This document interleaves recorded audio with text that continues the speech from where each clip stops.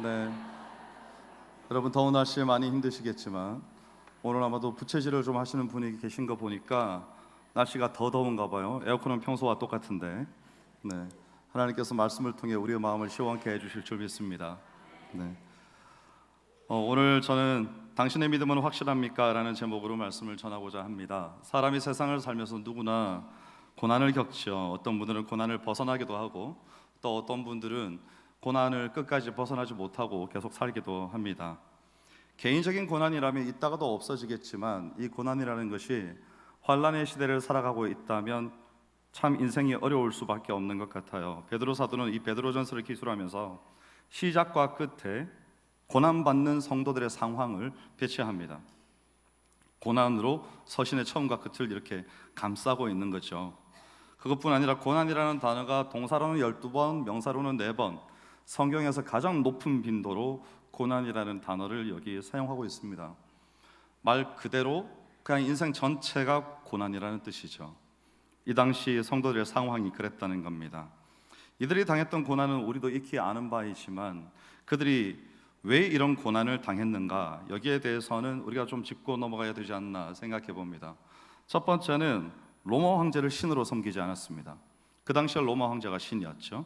근데 로마 황제를 신으로 섬기지 않았습니다. 두 번째는 이방 신전에서 드리는 제사를 거부했습니다. 꼭 이방 신전에서 드리는 제사뿐만 아니라 여러분들은 아마 여러분의 가정에서도 이런 어려움을 겪어보셨으리라 생각합니다. 그리고 세 번째는 로마 제국이 영원하다, 이 정치적인 이상에 대해서 지지하지 않았습니다. 왜냐하면 그들은 오직 하나님의 나라만이 영원하다라는 믿음을 가지고 있었기 때문에 그렇죠. 마지막으로 이방 문화의 엄청난 부도덕, 그 부도덕에 대해서 저항했습니다. 지금이라면 당연히 거부해야 될 사상들인데, 하지만 그 반대가 만약에 내 삶의 어떤 어려움, 내 삶에 닥쳐올 죽음, 이런 것과 연관이 되어 있다면 아주 양상이 달라지게 되는 것입니다. 베드로전서가 우리에게 이렇게 하나님 나라와 또 그 나라를 거절하는 세상의 충돌을 그대로 보여주는 것이죠. 하나님의 통치에 대한 세상의 반역입니다. 하지만 예수님께서는 성육신과 또 십자가와 부활로 하나님의 통치를 회복하셨고, 그리고 마지막 날 다시 오실 그때가 되면 그 통치를 온전히 이루실 것입니다. 우리가 그날을 바라보고 오늘을 사는 것이죠. 오늘 본문이 6절에서 말씀을 펼쳐두시면 좋습니다. 여러분, 6절에서 이런 고난에도 불구하고 아주 역설적인 증언을 하는데, 그게 뭔가 하면 그러므로 너희가 오히려 크게 기뻐하는도다, 이렇게 말합니다. 이 말을 제 원어 그대로 하자면 그때 너희가 크게 기뻐할 것이다, 이런 의미가 조금 더 가깝다고 할 수 있습니다. 여러분, 기뻐할 수 없는 상황 가운데에서의 기뻐함이죠. 슬픔이 언제 끝날지 모르는 시대 속에서 기뻐한다는 겁니다. 기독교가 이렇게 역설의 종교입니다. 여러분, 기독교는 죽어야 삽니다. 나누어 주면 채워지고요, 또 나를 낮게 여기면 안 되고 남을 나보다 낮게 여기면 내가 존귀하게 됩니다. 그게 기독교입니다. 근데 사람들이 이걸 잘 모르죠. 그래서 자꾸 나의 것을 내가 취하려고 하는 겁니다. 그러면 내가 존귀하게 되지 않습니다. 왜냐하면 내가 이미 존귀함을 받았기 때문에 더 이상의 존귀가 내게 오지 않는 것이죠. 그래서 예수님께서 황금률을 말씀하실 때에도 남에게 대접을 받고자 하는 대로 너희도 남을 대접하라, 내가 받고 싶은 만큼 주라는 거죠. 그게 예수님께서 우리에게 세워두신 원칙입니다. 세상살이를 그렇게 하면 세상 사람들이 인정합니다. 여러분, 저 사람은 진짜 예수 믿는 사람이구나. 왜냐하면 그렇게 사는 사람들이 많이 없거든요. 오늘 베드로도 우리에게 그 얘기를 하는 겁니다. 그런데 여러분, 어떻게 이런 상황 가운데 그렇게 크게 기뻐할 수가 있었을까요? 6절에서 사용된 기뻐하다라는 단어의 의미를 생각해 보면 우리가 이유를 조금 알 수 있습니다. 이 단어가 세속적인 헬라 문화권에서는 거의 사용되지 않는 성경에서만 사용된 단어인데요, 특별히 어떤 심오한 영적인 기쁨, 또 하나님 안에서의 기뻐함, 이런 데 사용이 되었습니다. 마리아가 마리아 창가를 보면 내 영혼이 주를 찬양하며 내 마음이 하나님 내 구주를 기뻐하였음은, 이렇게 찬양하는 고백이 있습니다. 여러분, 마리아가 이 창가를 부를 때 어떤 상황이었는지 아십니까? 천사가 나타나서 너는 성령으로 잉태될 것이다 라는 예언을 받고 난 뒤에 요셉은 이 일을 알고 난 다음에 가만히 덮고자 해서 말하자면 파혼인 거죠. 그렇게 하려고 했는데, 근데 지금 마리아는 이런저런 것들을 다 떠나서 지금 본인이 아직 결혼을 하지 않았는데, 그런데 임신이 되었단 말입니다. 여러분, 이 당시에 결혼하지 않은 여인이 임신하면 어떻게 되는지 아십니까? 이스라엘의 길에 굴러다니는 게 뭔지 아세요? 돌입니다. 돌. 우리는 길에 돌이 굴러다니지 않아요. 그러니까 여러분, 왜 돌로 쳐 죽이라 그랬을까요? 길 가다가 발에 채이는 게 돌이에요. 누구든지 들어서 던지기만 하면 된단 말입니다. 그러니까 그렇게 죽을 수밖에 없는 사람이었습니다. 그런데 마리아가 지금 무슨 찬양을 하는가 하면요, 내 영혼이 주를 찬양하며 내 마음이 하나님 내 구주를 기뻐하였음은, 기뻐했다고 합니다. 이것이 성경이 말하는 기쁨입니다. 자신의 상황이 어떠함과 전혀 상관없는 기쁨이죠. 이런 형태의 기쁨은요, 현재의 삶에서 일어나는 것에 결코 방해를 받거나 혹은 변하지도 않습니다. 영원히 간직되는, 변하지 않는 것이죠. 이 놀라운 기쁨이 어디에서 또 나타나는가 하면 빌립보 감옥에서 간수가 바울을 만났을 때 이 기쁨이 또 등장합니다. 아마도 간수가 감옥 안에서 날마다 기뻐하고 찬양하고 전도하고 기도하는 바울을 보면서 참 많은 생각을 했을 것 같아요. 그리고 지진이 난 뒤에 감옥이 파오게 됩니다. 감옥 문이 열렸어요. 모두가 도망을 가버린 걸 알고 간수가 자결하려고 합니다. 그런데 그때 바울과 실라가 가지 않고 남은 것을 보고 어떻게 하는가 하면요, 그들의 앞에 엎드립니다. 그리고는 한 말이 뭔가 하면, 선생들이여 내가 어떻게 하여야 구원을 얻으리이까, 이렇게 묻습니다. 여러분, 지금 바울은 죄수로서 감옥 안에 갇혀 있는 사람이고요, 간수는 감옥 밖에서 자유로운 사람입니다.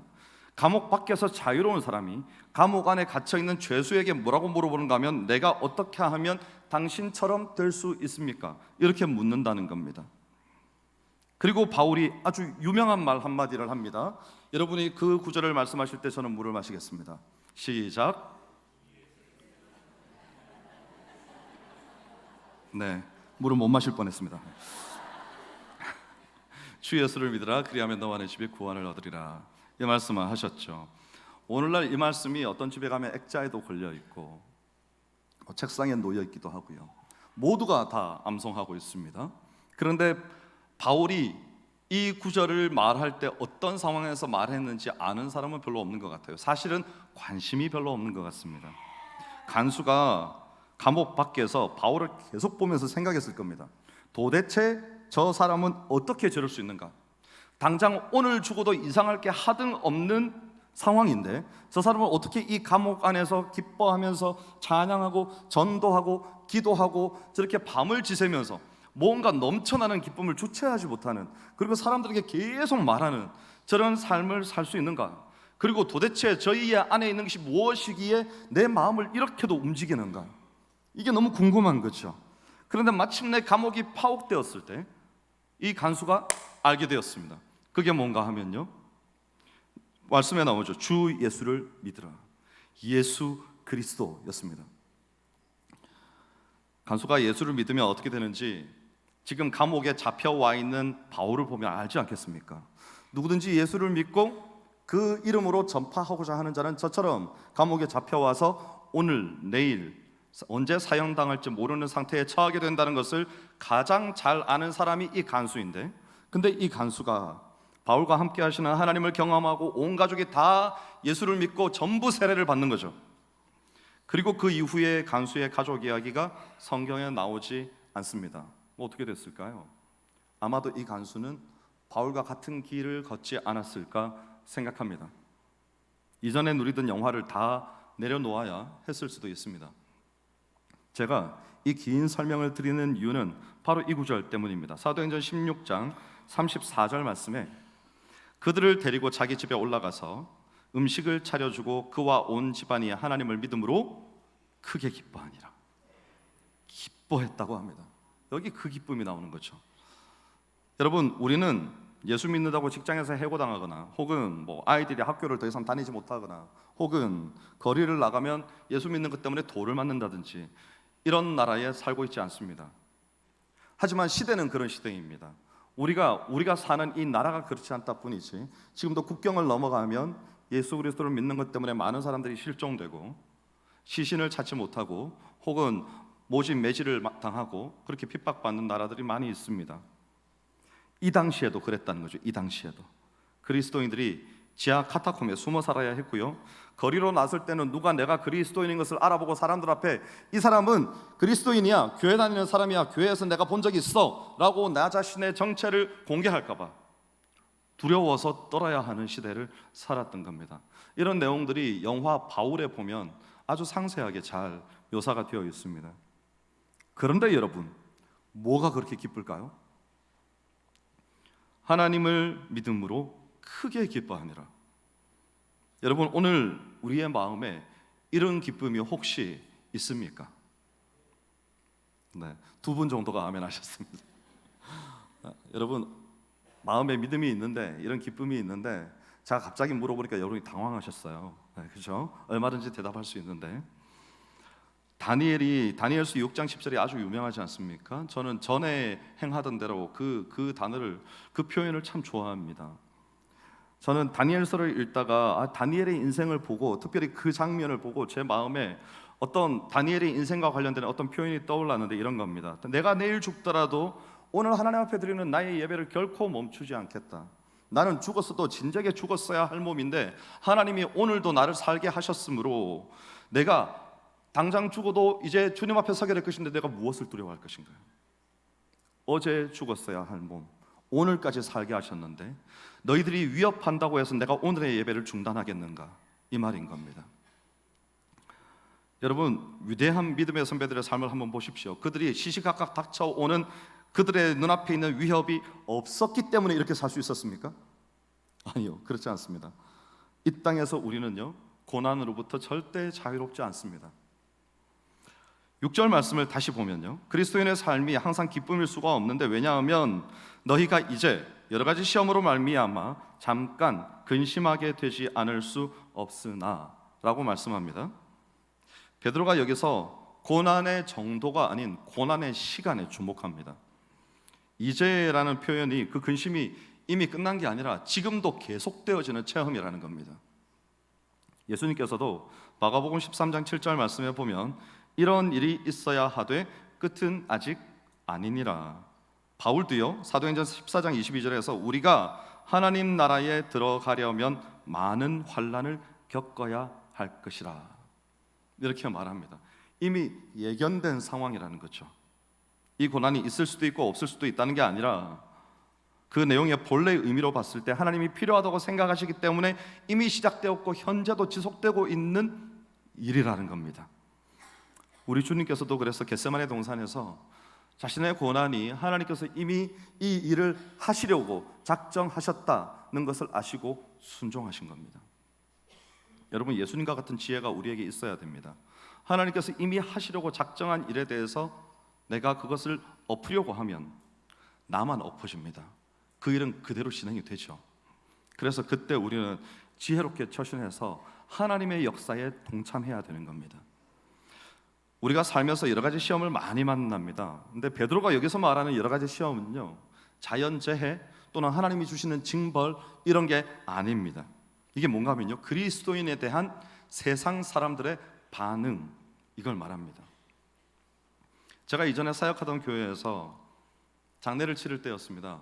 발인 예배가 마치고 난 다음에 이제 화장장으로 이동하는 중에 전화를 받았습니다. 장례가 났다는 거죠. 그래서 화장장에 가서 예배를 드리고 난 다음에 다시 바로 교회로 가서 그 다음 입관 예배 순서지를 만들어서 다시 차를 타고 바로 갔습니다. 그래서 가서 입관 예배를 드리는데 꽤 먼 거리였어요. 한참 걸려서 겨우 길을 뚫고는 시간에 맞춰서 도착을 했는데 근데 이 예배를 드리는 유가족들의 얼굴이 너무너무 좋지 않은 겁니다. 근데 제가 얼굴을 가만 살펴보니까 이 유가족들의 얼굴이 그 뭐랄까요, 고인을 이제 더 이상 만나지 못한다는 슬픔 이런 게 아니고 예배가 싫은 거예요. 예배 드리기가 싫어서 그 얼굴을 하고 있는 겁니다. 그래서 제가 더더욱 더 아주 확실하게 정확한 단어들을 사용하면서 죄와 예수 그리스도의 대속의 십자가와 부활과 용서와 영생의 소망까지, 그분이 다시 오실 것이라는 말까지 전체를 설교 시간에 아주 명확한 단어를 사용해서 설교했습니다. 그리고 난 다음에 제 집으로 돌아와서 밤늦게 돌아왔죠. 돌아와서 다음날 새벽 2시 반에 일어났습니다. 새벽 4시가 발인 예배였거든요. 그래서 1시간 반을 달려서 4시에 발인 예배를 시작하는데 표정이 똑같은 거예요. 그래서 다시 복음을 전했습니다. 복음을 다 전하고 난 다음에 그때 제가 전했던 복음이 아마도 그 말씀이었던 것 같아요. 이는 내게 사는 것이 그리스도니 죽는 것도 유익함이라. 그 말씀이었던 것 같은데, 그렇게 복음을 전하고 난 다음에 집으로 돌아오는 길에 제 마음에 자꾸 어떤 영적인 회의감 이런 게 찾아오는 거죠. 내가 도대체 뭘 하고 있는 건가, 그런 마음이 드는 겁니다. 그래서 혼자서 되뇌었습니다. 실망하지 말자. 내 수고를 알아달라고 이 일을 하는 거 아니니까, 그들이 예의를 갖춰서 예배를 드리는 것보다 그들의 마음에 복음이 심겨진 것으로 기뻐하자. 그 자리에 앉아서 들어줬으니까 감사하자. 이런 생각을 계속적으로 했습니다. 왜냐하면 거기서 힘 빠져버리면요, 여러분 사역을 못합니다. 장례는 계속되고 있고요, 똑같이 계속적으로 돌봐야 되는 사람들인데 스스로가 힘을 내야 되는 거죠. 아마도 제가 가족들을, 믿지 않는 사람들을 직접적으로 대면해서 그 싸늘한 반응, 전혀 관심 없는 듯한 표정, 그리고 고개를 숙이거나 고개를 돌리거나 돌아앉아 있거나 이런 모습을 아주 오랜만에 봤던 세상 사람들의 반응이 아니었나 생각합니다. 여러분, 혹시 여러분은 어떤 시험 가운데 계십니까? 이런 시험들은 우리 삶의 구석구석에 숨어서 우리가 받은 은혜들을 시시각각 우리에게서 빼앗아가려고 엎드려 있는 복병들이죠. 하지만 오늘 말씀에 우리에게 뭐라고 권면하는가 하면요, 그러므로 너희가 오히려 크게 기뻐하는도다. 여러분, 하나님께서는 우리가 이 땅에서 살면서 경험하는 것들을 하나님의 크신 계획 안에서 다 합력해서 선을 이루게 하십니다. 그러므로 우리가 문제인 겁니다. 여러분, 슬픔과 고난 이런 일들은 아무 이유 없이 일어나지 않습니다. 그런데 우리는 자꾸만 거기에서 뭔가 우리의 마음의 위안이 되고 지금 당장 내 마음을 낫게 해줄 뭔가를 자꾸만 찾으려고 하는 거죠. 그러니까 여러분, 믿는 자들의 마음조차도 어디로 자꾸 갑니까? 세상의 것들에게로 자꾸 가는 겁니다. 왜냐하면 세상의 것들은 지금 당장 어떤 기쁨을 내게 가져다 주기 때문에, 내 손에 잡히는 뭔가가, 내 눈에 보이는 뭔가가 있기 때문에 자꾸 그것을 내가 붙들려고 하는 거죠. 그런데 우리의 진짜 기쁨은 거기에 있지 않습니다. 하나님께서 간직해 두신 세상의 어떤 것처럼 변하지도 않고 쇠하지도 않는 영원한 것으로 하나님이 간직해 두신 것이죠. 하나님께서 지키시고 보호하고 계신 겁니다. 그래서 오늘의 고난은 잠시이지만 우리가 받게 될 영광은 영원한 것이기 때문에 우리가 오늘을 견딜 수 있는 겁니다. 그래서 우리는 우리에게 닥쳐오는 이런 시련들을요, 뭘로 생각해야 되는가 하면, 우리가 오염된 것들을 이제 다 태워버리고 정결한 마음으로 주님을 만날 수 있게 준비시키는, 아까 교동문에서 읽었죠, 정결한 마음으로 나를 다시 한번 하나님을 만날 수 있게 준비시키는 연단으로 받아들이는 겁니다. 이런 걸 우리는 두 글자로 성숙이라고 부릅니다. 왜냐하면 시련이 우리에게 인내를 가르치고 우리를 하나님이 원하는 백성으로 자라나게 하기 때문입니다. 그래서 여러분, 비록 슬픔을 겪는다 해도 우리는 오늘도 기뻐할 수 있는 것이죠. 자, 이 정도에서 우리 옆에 분을 보고 한번 세상에서 지을 수 있는 가장 행복한 미소로 한번 웃어줄까요? 네, 바로 그겁니다. 네, 누구도 빼앗아갈 수 없는 여러분의 미소, 하나님이 그걸 보기를 원하시는 거죠.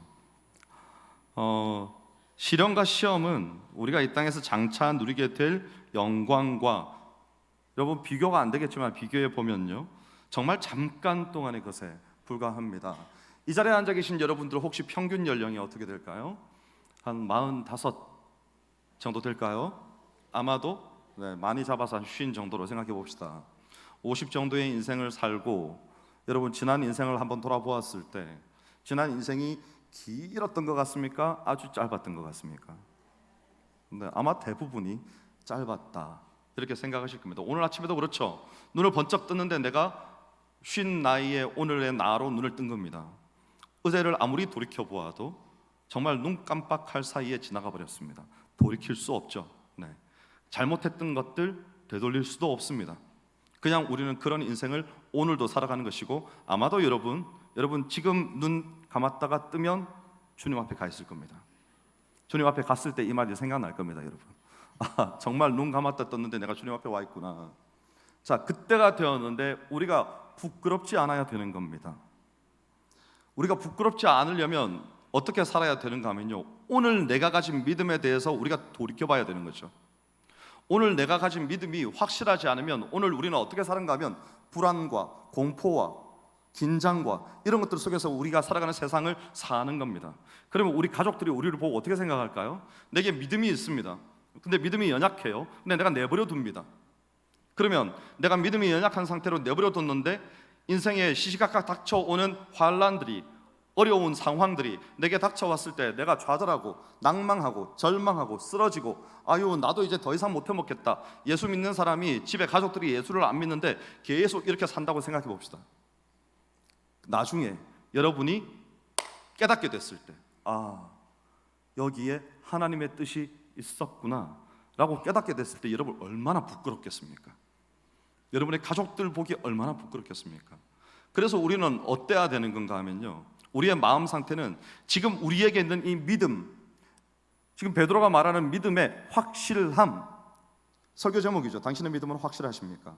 믿음의 확실함을 붙들고 오뚜기처럼 서가지고, 비록 바람이 왔을 때 조금 흔들릴 수는 있지만 쓰러지지 않고 그 자리로 돌아와서 내가 가진 내 믿음, 하나님께서 내게 선물로 주신 이 믿음을 지키고 살면 옆에서 가족들이 볼 때는 미련하다고 생각하겠죠. 도대체 왜 그러고 사냐 당신은, 이렇게 생각하겠죠.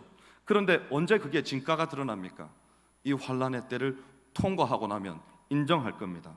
아, 당신이 믿는 게 진짜였구나, 나는 몰랐네, 이렇게 고백하게 될 겁니다. 바로 그 얘기를 하고 있는 겁니다. 베드로가 우리가 어떻게 이렇게 하나님의 참 백성으로서 확실한 믿음을 가질 수 있는가를 7절에서 설명하는데요, 뭘로 설명하는가 하면 금이 정죄되는 과정으로 설명합니다. 고대 히브리인들이 금속에 관한 과학, 기술, 이게 야금학이라고 해요. 저는 처음 들어봤는데 이 야금학에 참 친숙했다고 합니다. 야금학이 광석에서 이제 금속을 추출하거나 또 광석을 정렬하고 정제하고 가공하거나 또 합금하는 과정, 이 전체를 야금학이라고 한다고 합니다.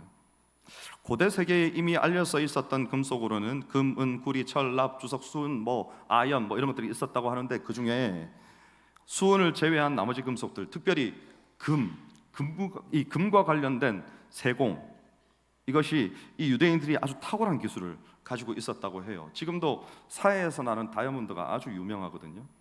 거기 사해 전체가 다이아몬드 판매하는 곳들입니다. 다이아몬드 때문에 거기 가지는 않으셔도 됩니다. 성지순례로 가십시오. 근데 제가 직접 본 적은 없지만 금 세공업자들의 말에 따르면 쓸모 있는 물건을 빚기 위해서 이 정말 잘 정제된 금을 거푸집에다 부어야 한다는 거죠. 당연하지 않습니까? 정제되지 않은 걸 부으면 나중에 결과물이 나왔을 때 불순물이 섞여 있지 않겠습니까? 그래서 그 일을 위해서 1037도 그 열에 이 원광을 녹인다는 거죠. 금이 녹으면 불순물들이 표면에 떠오르고, 그러니까 옆에서 서 있다가 그걸 다 걷어내거나 태워버리는 거죠.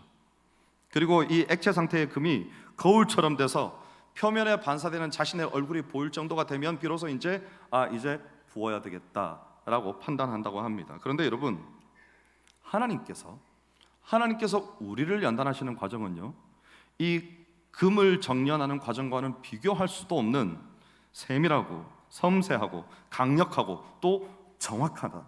지금 베드로가 그 이야기를 하는 겁니다. 금 얘기를 하는 게 아니고요. 우리의 믿음도 처음에는 아주 상당한 양의 찌꺼기가 있습니다. 그런데 이 시련의 때를 통해서 이런 것들이 다 떨어져 나간다는 거죠. 그리고 우리가 우리의 삶 속에서 이런 연단을 계속하면서 하나님이 우리로 하여금 하나님을 더욱 더 신뢰하게 만드는 겁니다. 그래서 캄캄한 어둠과도 같은 이 세상에서 이 어둠을 뚫고 빛을 볼 수 있는 그런 참된 믿음을 우리로 하여금 가지게 한다는 거죠. 이 시련을 통과했을 때, 이 당시에 이 도자기를 굽는 도공들이 제 흙으로 된 항아리들을 구워서 단단하게 할 때도 마찬가지였습니다. 그 중에서 흠이 있는 것들이 있지 않았겠습니까? 어떻게 합니까? 깨는 거죠. 던져서 깨버립니다. 아마 TV에서 많이 보셨을 겁니다. 끝까지 남는 것들에다가 뭘 표기를 하는가 하면요, 헬라어로 참된, 오늘 말씀에 나옵니다. 참된이라는 이 도키모스, 이 단어를 거기다가 찍는 겁니다. 그래서 베드로가 하나님께서 이런 믿음의 하나님의 확실함, 믿음의 확실함의 도장을 찍어 주실 것이다, 이렇게 지금 말을 하고 있다는 겁니다. 여러분, 하나님께 금이 귀하겠습니까? 그런데 왜 금보다 귀하다고 표현했을까요? 이 말씀은 우리 보라고 적어놓은 겁니다. 하나님 보시라고 적어놓은 게 아니고요. 그러니까 우리가 볼 때는 그 믿음이 도대체 뭐길래, 근데 여기서 금보다도 더 귀하다, 굳이 이렇게 적어놓은 건 그 당시에 가장 귀한 게 금이거든요. 그런데 그 금보다도 더 귀한 믿음이다, 베드로가 그 당시에 백성들에게, 성도들에게 말하고 있는 겁니다. 그 금이 정제되는 과정을 한번 본 적이 있습니까? 이렇게 지금 설명하고 있는 겁니다. 근데 우리가 가진 믿음이라는 것은 이 환란의 때를 지나가면서 금이, 참된 금이 되는 과정보다도 더욱더 아름답고 놀랍고 풍성하고 확실한 믿음으로 이루어진 것이 우리의 믿음입니다. 이렇게 설명한다는 거죠. 시련이 우리의 믿음을 연단합니다. 여러분, 우리가 새로워지는 겁니다. 환란을 통과할 때마다, 그러므로 여러분, 환란을 너무 두려워하지 마십시오. 환란을 통과할 때 이때가 지나갈 것이고, 지나가고 나면 내가 새롭게 되어 있을 것이다, 이렇게 생각하면서 안아주는 거죠. 품어주는 겁니다. 손 잡아주는 겁니다. 함께 하는 거죠. 사실 우리의 믿음의 순전함은 이런 고통 속에서의 인내를 통과하지 않으면요, 가지기가 정말 쉽지 않습니다. 그래서 뒤늦게 처음 믿음을 가지신 분들이 정말 뜨거워 보이는데, 오래 믿은 사람들 입장에서는 그 뜨거운 믿음이 왠지 뭔가 불안합니다.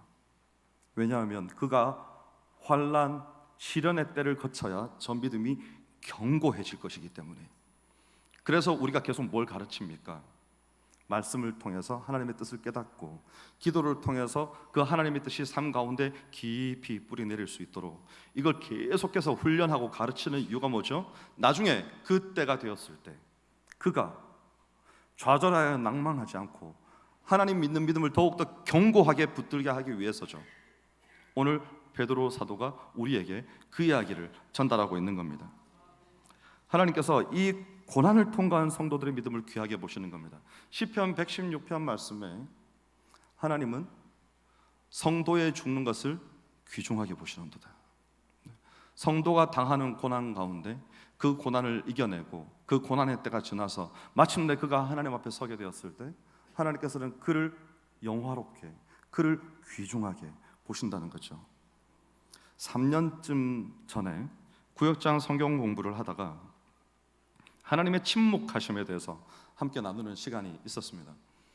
그날 제가 참 감사했던 것은 도저히 감사할 수 없는 상황 가운데 있는 어떤 한 분의 고백 때문이었습니다.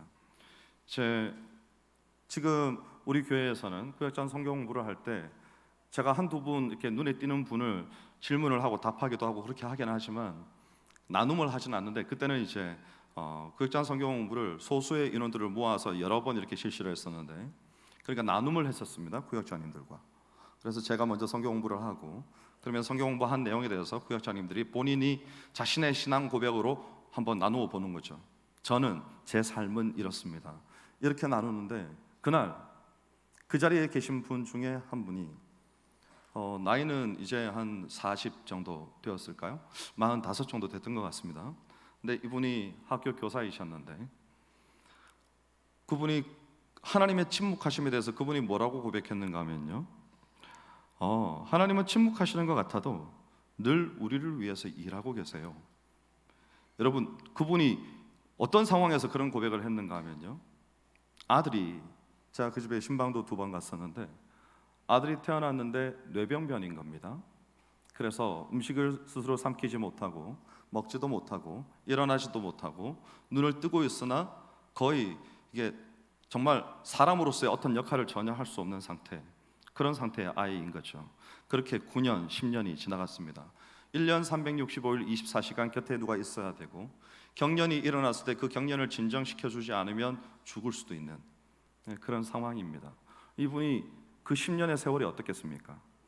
그런데 이분이 그날 성경 공부를 하면서 하나님의 침묵하심에 대해서 본인의 입으로, 하나님의 침묵하시는 것은 침묵이 아니라 우리를 위하여 늘 일하고 계시는 겁니다. 이 고백을 본인의 입으로 한 겁니다.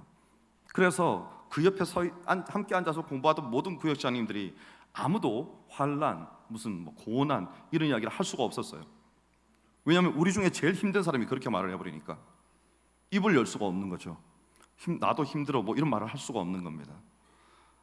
그래서 제가 그날 그분의 그 고백을 들으면서 이분은 이 한마디의 고백을 통해서 이 목사가 30분간 가르친 성경 공부보다 더 위대한 일을 하는구나. 지금 모두가 공감하는 거예요. 맞아요.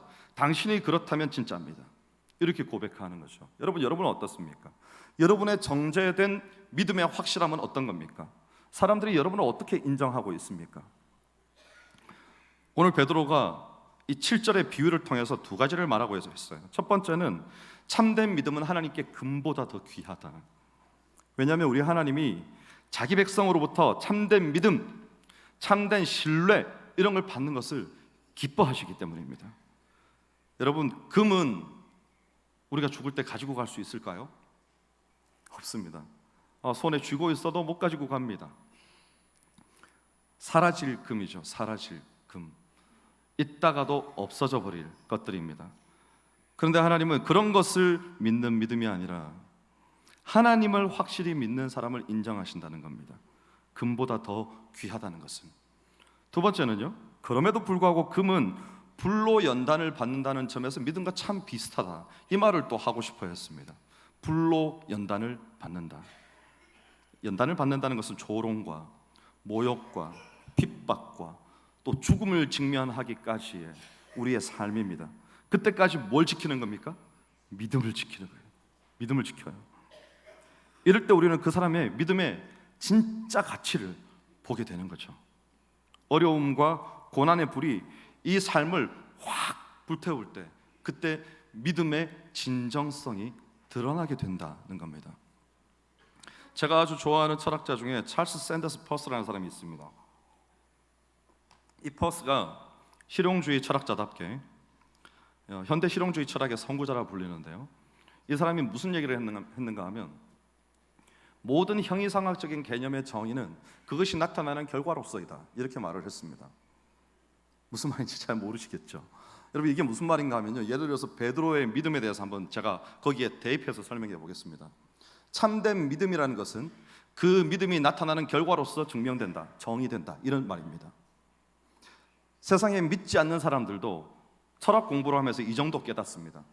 형이상학적이라는 것은 형태가 있지 않은 것들, 예를 들면 사랑, 구원, 은혜, 이런 것들이 다 형태가 없죠. 단어는 있는데 형태가 없습니다. 그래서 사람들이 이런 용어들을 설명할 때 힘들어합니다. 그런데 이 찰스 샌더스 퍼스가 현대 실용주의 철학을 연구하면서 그 형이상학적인 단어의 개념을 이렇게 정의했다는 겁니다.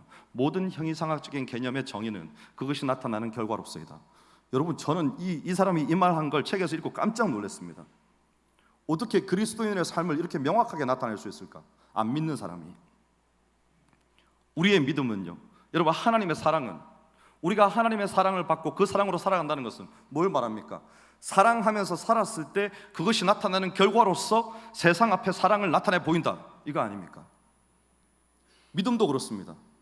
믿음을 가지고 있습니다. 이 믿음을 가지고 살아갑니다. 믿음을 가지고 살아가다가 우리의 인생의 마지막에 나타내 보이는 결과가 우리가 가진 믿음이라는 것을 정의한다는 겁니다. 자, 그렇다면 우리 어떻습니까? 우리는 믿음, 구원, 은혜, 이런 걸 우리는 우리의 삶으로 어떻게 정의 내리고 있습니까? 사람들이 우리의 인생의 마지막을 보고, 당신을 보니까 당신이 믿는다고 말한 그 믿음이라는 게 뭔지 알겠습니다, 이렇게 말할 수 있겠습니까? 우리를 보고. 세상은 우리를 향해서 이런 시각을 가지고 이런 요구를 하고 있다는 겁니다. 확실함을 나타내 보이라. 이제 과제는 우리에게 던져진 거죠. 저는 이 시련의 시간들이 지나고 나면 우리의 확실한 믿음이 그 세상 사람들 앞에서, 세상까지 갈 것도 없습니다, 우리의 가정에서, 믿지 않는 우리의 가족들 앞에서 여러분, 진짜 진실된 그리스도인의 삶은 누구에게서, 누구의 입술을 통해서 드러난다고 하는지 아십니까? 자녀들. 여러분의 집에 자녀들이 우리 엄마는 진짜 예수 믿는 사람이야 라고 말한다면 여러분 이제 주님 앞에 가셔도 됩니다. 그런데 자녀들이 글쎄 이러면 아직 좀 더 사셔야 됩니다. 여러분, 그 믿음이 확실하게 나타내 보일 때까지 좀 더 사셔야 됩니다. 세상이 그렇습니다. 우리는 그걸 나타내 보여주는 거죠. 여러분, 그런데 우리가 오늘을 이렇게 살아갈 수 있는 힘이 되는 게 뭔가 하면요, 하나님께서 마지막 날에 영광과 존귀와 칭찬의 면류관을 우리에게 씌워주시겠다 이렇게 말씀하시면 누가 씌워주신다고요? 하나님께서 씌워주신다고요. 여러분, 면류관은 누가 씌워주는 건지 아십니까 본래? 자, 미스코리아 진입니다. 올해에 2024년 미스코리아 진, 이 사람한테 관을 누가 씌우는지 아십니까? 바로 직전 해에 미스코리아 진이 씌웁니다. 시상식 할 때 상을 받지 않습니까? 예를 들어서 나무주연상 이런 거 받습니다. 그러면 그 상을 누가 줄까요? 어디 무명의 배우가 올라와서 줍니까? 아니요. 최고로 연기 잘한 사람, 그 이전에 그 상을 받은 사람, 혹은 그 방송사의 대표, 이런 사람들이 나와서 그 상 주는 거예요. 왜냐하면 내가 이 영예로운 상을 받을 건데 아무것도 아닌 사람이 나한테 이 상을 주면 이 상이 아무 의미가 없어요. 이 사람이 이 상의 가치나 알까? 근데 오늘 말씀에 뭐라고요? 칭찬과 존귀와 영광의 면류관을 누가 주신다고요? 하나님이 주신다고요. 하나님이. 세상에 그것보다 영광스러운 상이 있겠습니까? 세상에 그것보다 영광스러운 면류관이 있겠습니까? 우리 하나님은 자격이 있으세요. 우리에게 참 믿음을 지켰다, 그 믿음이 너를 보니까 확실하다, 이렇게 도장을 찍어주실 만한 자격이 있는 분이에요. 왜냐하면 우리를 구원하시기 위해서 아들 독생자 예수 그리스도를 십자가에서 죽게 하시고 부활하게 하셔서 우리에게 부활의 산 소망을 주시고 이제 다시 오실 주님을 기다리게 함으로 오늘 우리의 믿음이 확실하게 하신 분이기 때문에 자격이 있으신 겁니다. 그래서 우리는 부끄러움 생각지 않을 뿐만 아니라 오히려 너무나 영광스럽게 황송함으로 그 상을 우리의 손에 받아들 수 있는 거죠. 우리 주님께서 우리를 위해서 쇠하지도 않고 썩지도 않고 예비해 두신, 주님께서 친히 지켜주시고 보관해 두신, 보존해 두신 겁니다. 그 상이 우리를 위한 상이죠. 말씀을 정리합니다. 하나님을 신뢰하고 예수님께 사랑받는 성도도 세상에서 고난을 받을 수 있습니다. 사실 굳건한 신앙을 가진 사람일수록 세상의 방식에 반대되는 삶을 살기 때문에 핍박, 어려움 남들보다 훨씬 더 많이 받습니다. 그런데 성숙한 성도는요, 신앙 때문에 닥쳐오는 어려움을 피하지 않습니다.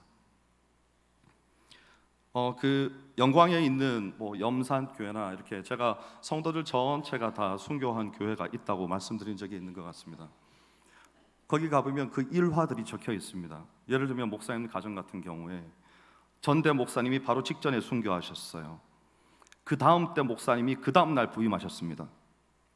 그리고는 그 방에 앉아 계시는 거예요. 목사님과 사모님과 애를 안고 그 방에 앉아 계셨는데 장로님이 찾아왔습니다.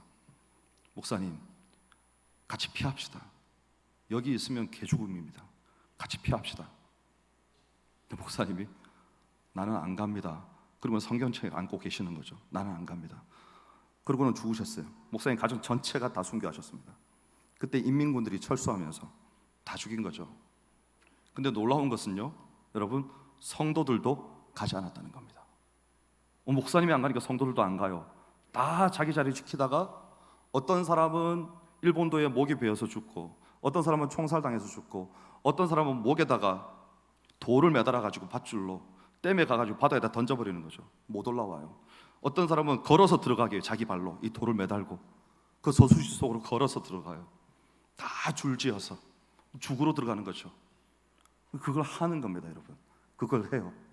오늘 닥쳐오는 환난, 오늘 닥쳐오는 시험을 무서워하지 않는 거죠. 그들의 눈에는 이미, 여러분, 순교를 아무나 하지 않습니다. 순교는요, 하나님이 진짜 놀라운 담대함과 영광을 우리에게 주실 때라야 가능합니다. 그래서 누군가 순교했다 생각하시면 그 사람이 담대해서 순교한 거 아닙니다, 여러분.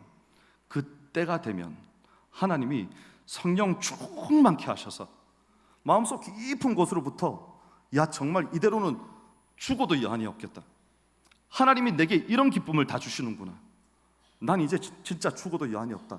이런 마음으로 머리 끝까지 채워주셔서 그 느낌이 어떤 느낌인가 하면, 하나님 이제 그만 주세요. 하나님 저 은혜 이만하면 됐습니다. 더 이상 필요 없습니다. 저 지금 죽을 것 같아요. 더 이상 은혜 받으면. 이런 믿음을 우리에게 채워주세요. 그러면 죽을 수 있는 겁니다. 그래서 순교도요, 하나님 은혜입니다. 그러면 그렇게 죽는 것만 순교입니까? 아니요. 오늘 이 자리를 살아가고 있는 우리 모두 순교자로서의 삶을 사는 거죠. 우리 죽을 수가 없잖아요. 우리 죽을 수가 있습니까? 못 죽어요. 우리는 살아야 되는 거예요. 살아야 되는데 말씀에서 나한테 계속 뭐라고 말을 하는가 하면 믿음을 지키면서 살라는 겁니다. 그러니까 믿음이 연약하면 정말 미치겠는 거죠. 그런데 어떻게 하면 살 수 있다고요? 확실한 믿음을 가지고 성령 충만하면 능히 이겨낼 수 있다 하는 겁니다. 왜냐하면 하나님이 동행하시기 때문에, 하나님이 지키시기 때문에, 우리를 붙드시기 때문에 이걸 헤쳐나갈 수 있다는 거죠. 여러분, 그 믿음이 오늘 우리에게 있어야 되는 겁니다. 저는 우리 모두가 하나님 앞에서 그렇게 우리의 삶 가운데 믿음의 확실함을 드러내어서 하나님과 세상이 단절되어 있는데, 죄로 말미암아 단절되어 있는데, 그 죄를 우리가 전파하는 예수 그리스도의 복음을 통해서 완전히 깨부수고 하나님과 세상을 다시 연결시키는, 어떻게 연결시키겠습니까? 내가 예수 그리스도를 믿는 믿음은 이런 것입니다 하고 세상 가운데 보여주는 거예요. 그래서 사람들로 하여금 이 사람은 진짜 예수 믿는 사람이구나, 그렇게 예수 믿는 게 교회 다니는 거라면 나도 가겠습니다. 이렇게 하나님과 세상을 연결시켜야 되는 겁니다. 여러분, 여름에 많이 더우시죠? 오늘 얼마나 습합니까? 평소와 똑같이 에어컨이 나오는데 막 부채질하고 계시지 않습니까? 지금 불쾌 지수가 높아집니다. 그렇죠? 옆에서 조금만 누가 신경 쓰이게 해도 소리가 팍 이렇게 나올 것 같고, 그렇죠? 네. 여러분, 더위만 찾아와도 이렇게 힘이 든데 이 당시의 성도들은 어떻게 이렇게 살았을까? 그들에게는 날씨 더운 게 문제였을까? 그들에게는 돈이 조금 없는 게 문제였을까? 그들에게는 모이지 못하는 게 문제가 되었을까? 생각해 봅니다. 여러분, 그런 것들은 더 이상 우리의 믿음에 아무런 영향을 미치지 못합니다.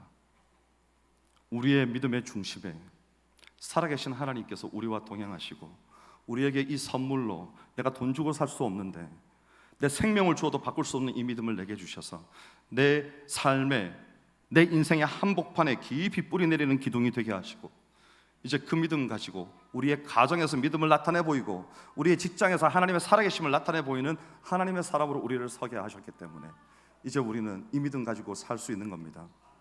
여러분, 이 무더위 속에 우리의 믿음을 지켜내면서 세상 가운데서 나타내면서 믿음의 확실함을 여러분의 가정과 여러분의 일터 가운데서 놀랍게 드러내는 삶이 되시기를 주의 이름으로 축원합니다. 기도하겠습니다. 살아계신 하나님, 감사합니다. 우리에게 주신 것, 믿음의 확실함을 통해 우리가 받을 참된 영광과 존귀를 하나님 앞에 올려드릴 수 있기를 원합니다. 하나님, 단시간적인 일시적인 것이 아니라 우리의 전 생애를 통해 오늘을 견디면서 믿음의 확실함을 가지고 나아가야 되는 우리의 인생을 통해 하나님께 영광스럽게 우리의 삶을 올려드리는 그 믿음을 세상 가운데 나타내 보이는 우리 모든 수봉산의 성도들 되게 하여 주시옵소서. 감사드리며 예수님 이름으로 기도하옵나이다. 아멘.